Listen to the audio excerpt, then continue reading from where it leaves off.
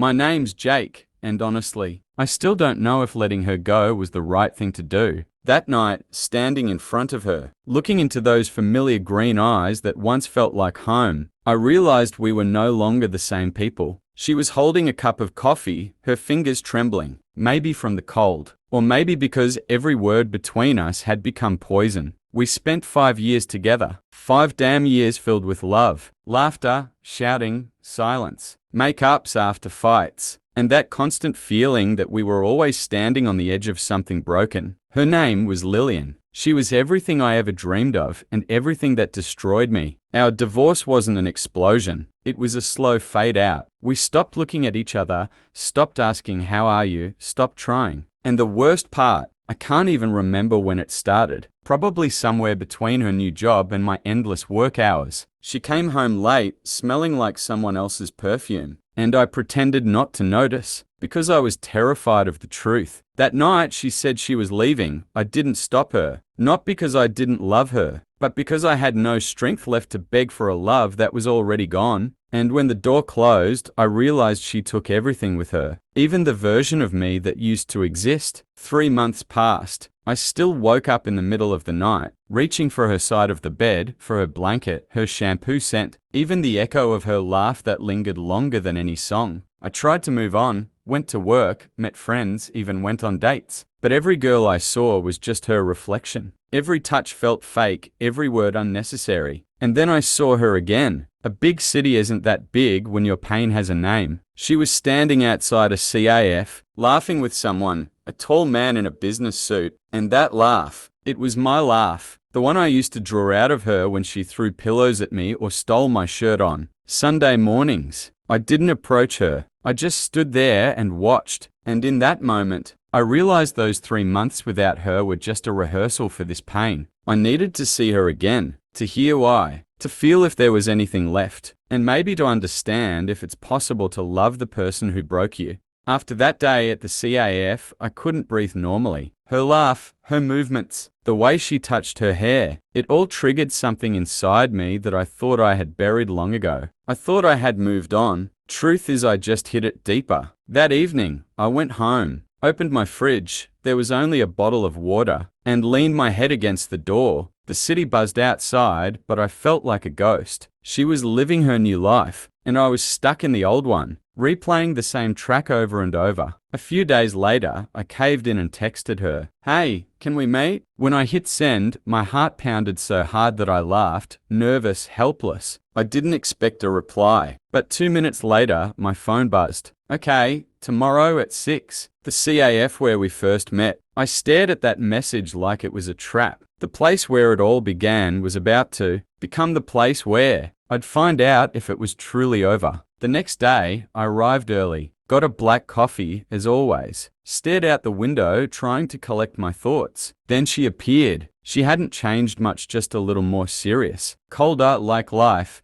had taught her not to trust so easily. When she sat across from me, I caught that same scent, the one that used to mean Sunday mornings, and her smile. "You look good," I said, though what I really wanted to say was, "God, I missed you." "You too," she replied calmly. "How are you?" That question shattered me. How was I? I was a fragment of who I used to be. But I smiled and lied. "I'm good." We talked for an hour, about everything and nothing. She told me about her new job. I told her about some meaningless project. There was something familiar in her voice, yet distant. I saw that spark in her eyes when she mentioned a new coworker, and it burned. I watched her every move, trying to see if there was even a trace of us left. When she said, "I'm glad we can talk without anger," my throat tightened. Without anger, yes, but also without love. When she left, I stayed there for 10 more minutes. Her scent still lingered in the air, and I realized this wasn't closure. It was the beginning of something new,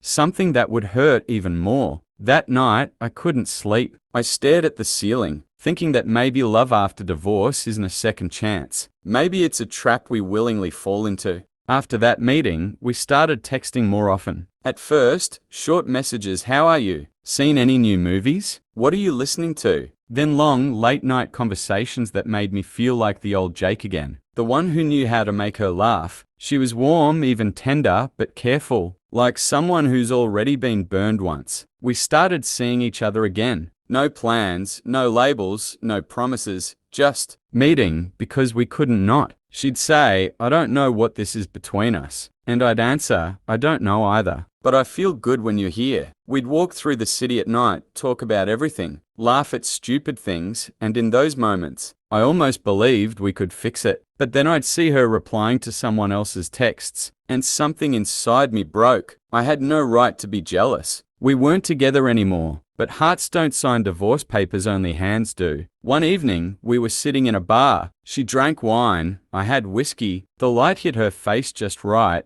making her eyes look even deeper than I remembered. "You've changed," she said. "For the worse?" She smiled. "For real." And that was the warmest thing I'd heard in a year. Then we fell silent, just sitting there, staring at each other, and it felt like old times. I wanted to reach for her hand, but didn't. She looked at me, and I knew she felt it too. Our eyes met, and that was enough to wake everything we'd tried so hard to bury. That night, I couldn't sleep. I texted her, "If you say you miss me, even a little, I'll come over tomorrow." She replied an hour later, "Don't come, just be." And that was worse than rejection, because it meant she still felt something but was too afraid to admit it. The next day, I realized I was back in the same trap. The love that was supposed to end had returned, but now it was quieter, more mature, and therefore more dangerous. A few more weeks passed. Lillian and I kept seeing each other, sometimes by accident, sometimes because one of us just happened to be nearby. We'd walk in the evenings, talk for hours, or just sit in silence, and somehow it felt both wrong and right at the same time. Then one day, I saw her photo on Instagram. She was standing by the river, smiling in the arms of the same man I had seen her with outside the CAF. His hand rested on her waist, too confident, too natural. And I knew this wasn't just a co-worker. It was him, the one who came after me. I couldn't look away. Something hot and unbearable pulsed in my chest. She had every right to be happy, I knew that. But knowing isn't the same as accepting. That evening, I didn't text her. Not because I didn't want to, but because I was afraid of what I might say. But she texted me first. "You disappeared. Is everything okay?" I stared at that message for 10 minutes. Then I typed, "No, I just saw your photo," and deleted it before sending. 2 days later, we met again. She was wearing the same coat I once bought her for Christmas. We sat in a CAF and I couldn't look at anything but her. She noticed and looked away, uneasy. "Something wrong?" she asked. I swallowed hard. "Are you seeing someone?" She paused for a few seconds, then nodded quietly. "Yes, but it's not what you think." "How is it then?" She sighed. "Jake, life didn't stop after us. I'm trying to move on." I smiled, not because it was funny, but because it was the only way not to break in front of her. "You know," I said, "I tried to move on too. But every time I take a step forward, it feels like I'm walking in circles." She picked up her cup, took a sip, and couldn't meet my eyes. And I knew I'd lost. She wasn't mine anymore. When she left, I stayed there, staring at the coffee stain on the table. And that's when I decided I wouldn't let her go again, even if I had to tear my own heart apart to reach hers. After that conversation, I lived in a fog. Everything around me lost meaning. Work, friends, even the city noise. I could stand in the middle of a crowd and feel absolutely nothing. Every day started the same. Coffee, shower, phone in hand, and her profile on the screen. I knew it wasn't right, but I needed to know she was out there, breathing, existing, not forgetting me completely. One evening, I saw she was tagged at a party. She was laughing, holding a glass of wine, standing next to the same man. I broke, turned on the GPS and drove there. I didn't even know why, I just couldn't stay home knowing she was nearby. But not with me. When I arrived, the party was ending. I saw her near the exit. She froze when she saw me. "Jake, what are you doing here?" Her voice was soft but uneasy. "I needed to talk," I said. "This isn't the place or the time." "When then, Lillian? When's the right time to tell you I still love you?"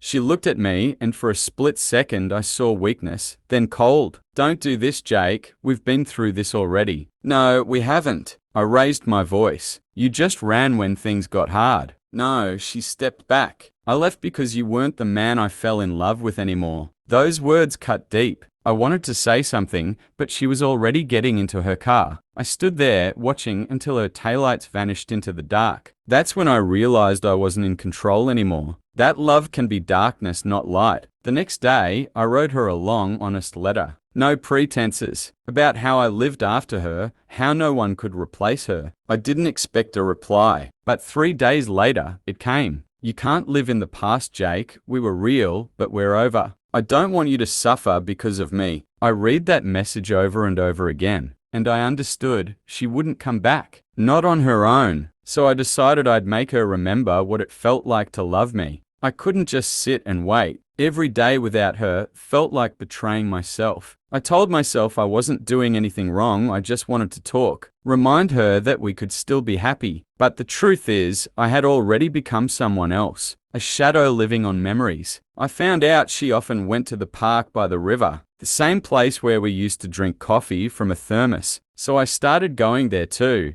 just coincidentally. The first few times, she didn't notice me. When she finally did, she only smiled. You still love this park? I asked. It's just a park, Jake. Maybe for you. But for me, it's our whole life. She sighed, and that sigh carried more exhaustion than words. We talked for a few minutes. She told me about work, about some plans, and I realized that even her indifference felt like a gift. Because for a brief moment, I was close again. After that, I became obsessive. I texted her short, harmless messages. Saw you today. Nice coat. Remember this park? She rarely replied, but she did. And every word from her felt like a sign. If she replied, it meant not everything was lost. One day, I saw her again with him, sitting on a bench laughing, and something inside me finally broke. I stood a few meters away until they noticed me. Her expression changed from surprise to fear. Jake, are you following me? Her voice trembled. No, I'm just walking here. You don't have the right to be in my life anymore, she said sharply. I can't just forget you, Lillian. But I did, she said and walked away. I stood there, watching her go. Those words hurt more than any betrayal, because they were true. She did move on, and I couldn't. That night, I drank again. I don't remember how I got home. I just remember waking up in the middle of the night, realizing the silence in my apartment was louder than any scream. And for the first time, I felt real fear, not of loneliness, but of the possibility that maybe I deserved it. 3 weeks of silence. No messages, no signs. She even remembered me. And each day of that silence felt like punishment. I'd wake up, check my phone, go to sleep, still check it, even when I knew there'd be nothing there. Then one morning, a message. Hey Jake, can we meet? I read it 3 times just to make sure I wasn't dreaming. Something inside me flipped. It wasn't just a text, it was a chance. The chance I'd been waiting for all these months. We agreed to meet at the same place, the little CAF by the station. When I arrived, she was already there, smiling, but her eyes were different, calm, distant. Thanks for coming, she said softly. I'd have come even in the middle of the night, I replied. She looked down, took a sip of coffee. I've been thinking about us, about everything, and I don't want anger to be the only thing left between us. Anger? I almost laughed. Lillian, I live with it. She sighed. Jake, you have to let me go. You say that like it's easy. I never said it was easy, but it's necessary for both of us. I looked at her, not understanding why she was doing this. Why dig all this up again if she didn't want to come back? And then she said the words that destroyed me completely. I'm getting married. The world stopped. I could hear the spoon clinking against a cup in the corner, the bus passing by outside, but it all felt far away, like it was happening in another life. To him, I whispered. She nodded. I wanted you to hear it from me, and I don't want us to hate each other. My throat went dry. My hands trembled. I managed to say, I could never hate you. But in my head, I added, I just can't live without you. She stood up, touched my hand, briefly, gently. Be happy, Jake, and left. I sat there, staring at the empty cup across from me. I wanted to scream, but what was the point? That day, I realized, sometimes people come back not to stay, but to end the story. You never had the courage to finish yourself. After that meeting, I disappeared. Not just from her, from everyone. I turned off my phone, stopped answering friends, stopped going to work. I didn't exist anymore. The world kept spinning without me. People laughed, ate, fell in love, lived, and I just sat in my apartment, staring out the window as evening turned into morning, thinking, how do you survive when your reason to live now lives in someone else's arms? I tried to write, to draw, to listen to music we used to love, but every song was a knife. Everything reminded me of her, the smallest things. She lived in every cup of coffee, in the smell of rain, in every ad on the street. I realized she hadn't just left, she became part of me. And to get rid of the pain would mean losing myself. One day, I went outside, just to remember there's still life beyond the emptiness. And I saw a wedding shop. Inside, a dress almost identical to the one Lillian once tried on as a joke. I stood there for 5 minutes before realizing I was crying. No screaming, no breakdown, just quiet tears. And somehow that was worse, because I wasn't crying for her anymore. I was crying for myself. That evening, I almost texted her, but stopped, because I realized there was nothing left to say. I had already said everything through words, through silence, through the moments we couldn't let go of, and none of it changed. The ending. I started living slower. Morning, coffee, without her cup across the table. Evenings without wondering if she's awake too. And somewhere in that silence I once hated, I began to find peace. Because I understood, sometimes love doesn't end, it just quiets down. It turns from a scream into a whisper, from passion into memory. And maybe that's what real love is, not the kind that demands to come back, but the kind that simply says thank you for existing. Almost 6 months passed. Life had started to feel normal again. I went back to work, even started jogging in the mornings. People around me talked and laughed, and I'd learned to laugh with them even if sometimes it sounded more like pretending than feeling. I no longer checked her social media. I didn't look for her on the streets. She had become a memory, one that only hurt when I allowed it to. And I thought I was finally free, until I saw her again. It happened by chance, in a supermarket, surrounded by noise and people. I was standing by the coffee shelf when I heard a familiar laugh. I would have recognized it anywhere. I turned my head and there she was, perfect, calm, with the same spark in her eyes I once called home. She saw me too. Her smile froze for a second, then softened. "Hi, Jake," she said. "Hey," I replied. We stood in silence for a few seconds, and the world disappeared. There were only the two of us, two people who once meant everything to each other, now just strangers with shared history. "How are you?" she asked. "I'm good," I smiled. "You look happy." "I am," she said softly. And I believed her, not because I wanted to, but because, for the first time, she truly looked at peace. We talked for a few minutes, small things, weather, life. She said she'd moved, that everything was different now but right. I listened and nodded, while something inside me quietly cracked, because every word she spoke was proof that she no longer belonged to my world. Before leaving, she put her hand on my shoulder. "Thank you for being there. Without you, I wouldn't have learned how to love right." I just nodded. I didn't know what to say. When she walked away, I stood there for another 10 minutes. And for the first time in all these months, I smiled, because I realized I'd learned something too. To love, not to keep, but to let go. A year had passed. My life no longer resembled what it used to be, not because the world changed, but because I did. I no longer lived in the past, no longer counted the days since her last message. I just lived. My apartment felt different now. New books, new habits, a new smell of coffee in the morning. I stopped looking for her shadow in every woman. Stopped hoping that a familiar laugh on the street would turn out to be hers. And it felt like relief. Calm, quiet, real. One day, I found an old box. Inside were letters, photos, movie tickets. I opened it, stared for a few minutes, and for the first time, I didn't feel pain, only warmth. Because what we had made me who I am today. And maybe that's the real meaning of love, not forever, but transformative. That evening, I went out onto my balcony. The city lights shimmered below, and I realized I wasn't afraid of the future anymore. Maybe someday I'll meet someone new. Maybe I won't. But for the first time in a long time, I was whole. Without her, but not empty. I looked up at the sky and smiled, because somewhere out there, among millions of people, lived the woman I once loved so deeply that I finally learned to let go. And that was enough.